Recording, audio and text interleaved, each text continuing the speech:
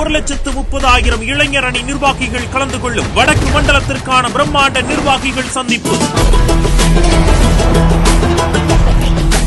கழக இளைஞர் அணி செயலாளர் மாண்புமிகு துணை முதலமைச்சர் உதயநிதி ஸ்டாலின் அவர்கள் தலைமையேற்க கழக தலைவர் மாண்புமிகு முதலமைச்சர் அவர்கள் சிறப்புரையாற்றுகிறார்.